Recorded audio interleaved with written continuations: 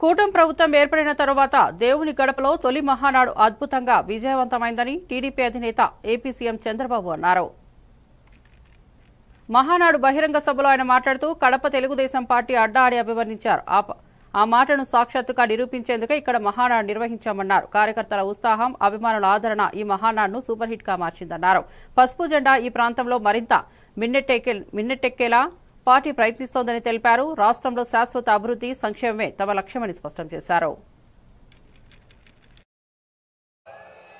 ప్రజలు అద్భుత ఏడాది 2వ తేదీ ప్రజాగళం ఎన్నికల సభలో కడపకొచ్చాను. ఆ రోజు ఒక మాట చెప్పాను, కడప రాజకీయం మారుతోంది, కడప గడపలో మార్పు స్పష్టంగా కనిపిస్తుందని ఆ రోజు చెప్పాను. అది మీరు చూస్తే అహంకారంతో విర్రవీగే వారికి ఎన్నికల్లో కడప జిల్లా ప్రజలు అద్భుత చైతన్యంతో తీర్పు చెప్పారు. ఈ ఎన్నికల్లో ఒక కడపే కాదు, రాష్ట్రం ప్రతి ప్రాంతం అద్భుతమైన విజయాన్ని సాధించాం. ఉమ్మడి కడపలో 10కి 7 గెలిచాం. తమ్ముళ్ళు ఇప్పుడు నుంచి కష్టపడితే 2029లో 10కి 10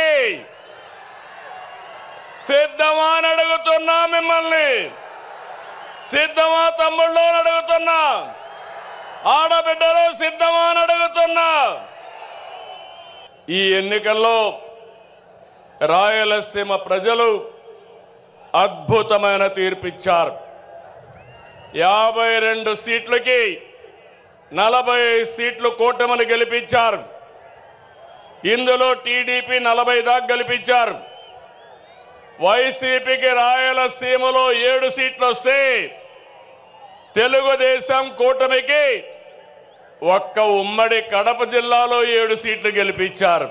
ప్రజా తీర్పు మళ్ళీ మనకు ఒక బాధ్యత గుర్తు చేసింది. కానీ ఈ తీర్పును మనం అర్థం చేసుకున్నాం. ఓడిపోయిన పార్టీ ఇప్పటికీ